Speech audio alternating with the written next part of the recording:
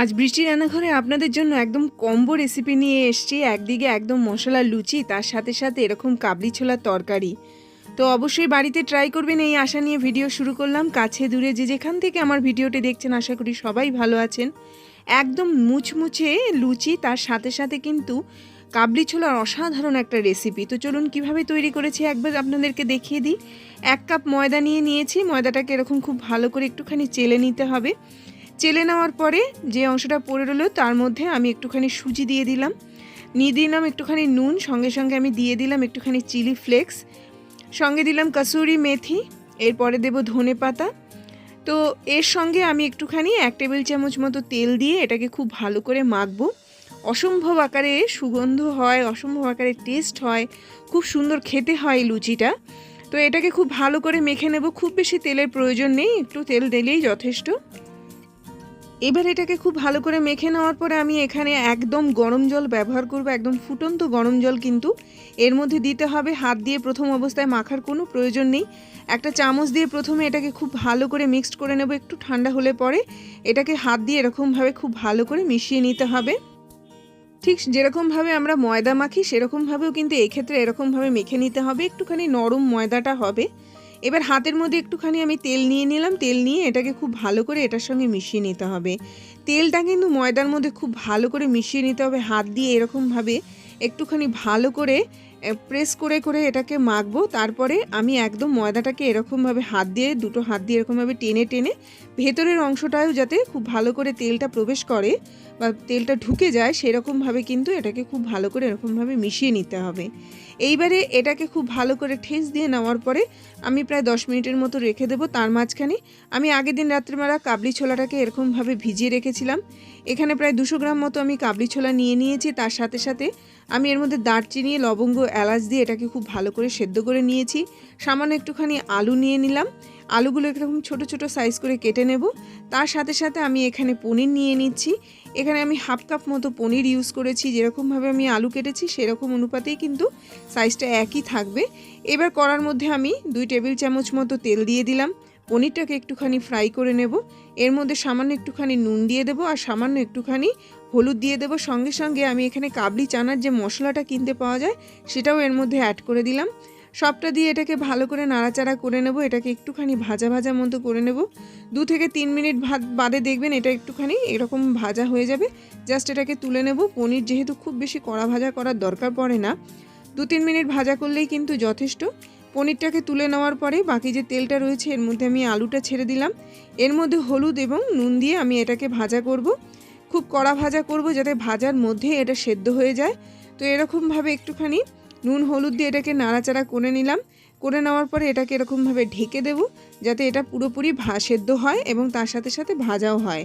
প্রায় 5 থেকে 7 মিনিট বাদে এটাকে অন করার পরে, মানে ওপেন করার পরে আমি আলুটাকে খুব ভালো করে এরকমভাবে নাড়াচাড়া করলাম। দেখুন একদম কালার ধরে গেছে, মানে এটা অলমোস্ট ভাজা ভাজা মতো হয়ে গেছে। যখন এরকম ভাজা হয়ে যাবে আমি আলুটাকেও একটুখানি ছেঁকে নিয়ে একদম তুলে নেব। আলুটা যাতে ভাজার মাঝখানে একটুখানি সেদ্ধ হয়ে যায় সেইটা কিন্তু একটুখানি খেয়াল রাখতে হবে। এইবারে বাকি যে তেলটা পড়ে রইলো তার মধ্যে আমি দিয়ে দিলাম শুকনো লঙ্কা, তেজপাতা, দারচিনি, লবঙ্গ এবং এলাচ। পুরো শুকনো মশলাটা দেওয়ার পরে এটাকে খুব ভালো করে ভাজবো। একটুখানি গন্ধ বেরাবে সেই পর্যায়ে অবধি কিন্তু এটাকে ভেজে নিতে হবে। এবার এর মধ্যে আমি একটুখানি জিরে দিয়ে দিয়েছি। 1/2 চা চামচ মতো জিরে দিলেই যথেষ্ট। জিরেটা দেওয়ার পরে আমি এটাকে আবারও একবার ভালো করে ভাজা করে নেব। জিরেটা থেকে যখন গন্ধটা বেরাবে তখন আমি এর মধ্যে একটা বাটা মশলা দিচ্ছি। বাটা মশলার মধ্যে আমি 2টো টমেটো দিয়েছি, 1 টেবিল চামচ মতো যে তরমুজের বীজ হয়, ওয়াটারমেলনের যে বীজ হয় সেটা বাটা, সঙ্গে সামান্য কিছু কাঁচা লঙ্কা এর মধ্যে দিয়ে দিয়েছিলাম। মোটামুটি ঝাল যে যে অনুপাতে খান সেই অনুপাতেই দেবেন, কারণ এরপরে আমি একটুখানি শুকনো লঙ্কার গুঁড়োও দেবো। তো আমি এখানে 2টো কাঁচা লঙ্কাকে বেটে দিয়ে দিলাম। এবারে এটাকে খুব ভালো করে গ্রেভিটাকে একদম কষিয়ে নিতে হবে। সামান্য একটু একটু করে জল দিয়ে কিন্তু গ্রেভিটাকে আমি এরকম ভালো করে কষাতে শুরু করছি। তার সঙ্গে একটু কাবলি চানাকে একটুখানি পেস্ট করে নেব। পেস্ট করে নিয়ে এবার এটার মধ্যে দিয়ে দেবো। এটা কিছুই না, টেস্টটাকেও বাড়াবে এবং ঝোলটাকেও একটুখানি ঘন করে দেবে। এর মধ্যে শুকনো মশলা অ্যাড করছি। হলুদ দিয়ে দিলাম জিরে গুঁড়ো, সঙ্গে দিয়ে দিলাম ধনে গুঁড়ো এবং লাল লঙ্কা গুঁড়ো। আপনারা যদি মনে করেন কাঁচা লঙ্কা দিয়ে ঝালটাকে এনে একটুখানি কাশ্মীরি লঙ্কা গুঁড়ো এর মধ্যে অ্যাড করতে পারেন। কাবলি ছোলার পেস্টটাও আমি এর মধ্যে দিয়ে দিলাম।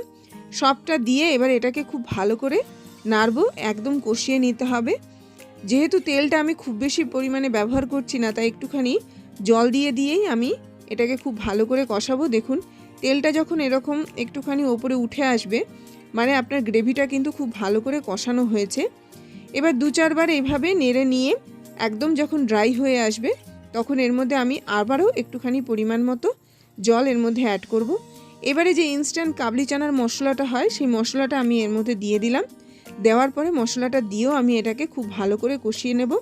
সঙ্গে আলু আর পনিরটা যেটা ভাজা করে রেখেছি এর মধ্যে দিয়ে সবটা দিয়ে এবার এটাকে খুব ভালো করে কষাবো। এরই মাঝখানে বলে রাখি, যদি আমার চ্যানেলটিকে আপনাদের ভালো লেগে থাকে অবশ্যই চ্যানেলটিকে সাবস্ক্রাইব করুন। আর যদি এই ভিডিওগুলো আপনাদের ভালো লেগে থাকে অবশ্যই ভিডিওগুলোকে লাইক করুন, শেয়ার করুন। নোটিফিকেশান পাওয়ার জন্য বেল আইকনকে প্রেস করুন। আমি সব কিছু দিয়ে খুব ভালো করে এটাকে নাড়াচাড়া করে নিলাম। নাড়াচাড়া করে এই রকমভাবে যখন এটা একদম মশলাটা কষে আসবে, তখন আমি এর মধ্যে আগে থেকে সেদ্ধ করে রাখা কাবলি চানাটা এর মধ্যে দিয়ে দিলাম। এবার এটাকে খুব ভালো করে কষাবো। এটাকেও খুব ভালো করে নাড়াচাড়া করে নিতে হবে। একটু সামনে থেকে দেখাচ্ছি, একটু পরিমাণ মতো চিনি দিয়ে দিলাম। মোটামুটি 1 চা চামচ চিনি দিলে এক্ষেত্রে যথেষ্ট। এর সঙ্গে কিছু কাঁচা লঙ্কা আমি এমনি না চিড়ে দিয়ে দিলাম। যদি কেউ একটু ঝাল বেশি খেতে ভালোবাসেন তাহলে কিন্তু অবশ্যই এর মধ্যে দিতে পারেন। এবার সবটা দিয়ে এটাকেও খুব ভালো করে কষিয়ে নিয়েছি। কষিয়ে নেওয়ার পরে আমি এখানে 1 কাপ মতো জল দিয়ে দিলাম। এবারে এটাকে ভালো করে নাড়াচাড়া করে দিয়ে এবার এটাকে খুব ভালো করে সেদ্ধ হতে দিতে হবে। আলুর সাথে কাবলি চানা আর পনিরটা যাতে খুব ভালো করে সেদ্ধ হয়। পরিমাণ মতো নুন দিয়ে দিলাম। এবার এটাকে ফুটতে দিতে হবে এবং এটাকে কমপ্লিটলি 10 থেকে 12 মিনিটের জন্য আমি এরকমভাবে ঢেকে নেব। এবার এর পাশাপাশি এটা যখন একদম সেদ্ধ হয়ে আসবে, একটুখানি সেদ্ধ হয়ে আসবে, আমি এর মধ্যে শাহি গরম মশলা অ্যাড করে দিলাম। সঙ্গে দিয়ে দিলাম একটুখানি ধনেপাতা। এবার সবটা দিয়ে এটাকে একদম 2-4 বার নাড়াচাড়া করে নিয়ে এবারে ঝোলটা যদি কেউ একটু বেশি খেতে চান, ঝোলটা বাড়িয়ে দিয়ে একটুখানি নুন দিয়ে দেবেন। যেহেতু এটা লুচির সঙ্গে খাওয়ার আইটেম, খুব বেশি গ্রেভি এর দরকার পড়ে না। আমি এটাকে নামিয়ে রেখে ঠান্ডা হওয়ার জন্য রেখে দিলাম। এবারে যে ময়দাটা আমি মেখে রেখেছিলাম তার থেকে ছোট্ট ছোট্ট এরকমভাবে লেচি কেটে নেব, যেরকমভাবে আমরা নর্মালি লুচির লেচি কেটে থাকি। এবার সেটাকে হাত দিয়ে এরকমভাবে একদম খুব ভালো করে গোল করে নিতে হবে। গোল করে নেওয়ার পরে আমি এটাকে নর্মালি ময়দা দিয়েই বেলবো। আপনারা যদি মনে করেন নর্মালি তেল দিয়েও বেলতে পারেন। তো এরকম ময়দা দিয়ে জাস্ট 2 থেকে 3 বার এরকমভাবে টেনে নেব। টেনে নিলেই কিন্তু নর্মালি আমার একটা লুচি তৈরি হয়ে গেল। এইবারে এটাকে একদম ছাকা তেলের মধ্যে এরকমভাবে ছেড়ে দিন। নর্মালি জাস্ট এরকমভাবে ঘোরান, দেখুন কত সুন্দরভাবে ফুলে উঠেছে। একটা সাইড যখন এরকমভাবে ফুলে উঠবে, এটাকে এরকমভাবে জাস্ট উল্টে দিন। অপর সাইডটাও কিন্তু খুব সুন্দরভাবে ফুলে উঠবে। তো এইভাবেই একদম মুচমুচে লুচি আপনারা তৈরি করে দিন, যেটা একদম মশলার লুচি, ময়দা দিয়ে তৈরি একদম মুচমুচে মশলার লুচি আমি তৈরি করলাম। আরও একটা দেখিয়ে দিচ্ছি। এরকমভাবে জাস্ট ছেড়ে দিয়ে হাত দিয়ে এরকমভাবে জাস্ট ঘুরিয়ে দেবেন। ঘুরিয়ে দেওয়ার পরে উল্টে দেওয়ার পরে একদম কিন্তু মশলা লুচি তৈরি হয়ে গেল। গরম গরম পরিবেশন করুন। গরম গরম লুচি, গরম গরম এরকম চানা মশলা, জাস্ট এরকমভাবে খান। অসম্ভব আকারে টেস্টি, যে কোনো ধরনের অনুষ্ঠানে তৈরি করতে পারেন। আজকে তাহলে আসলাম কিন্তু।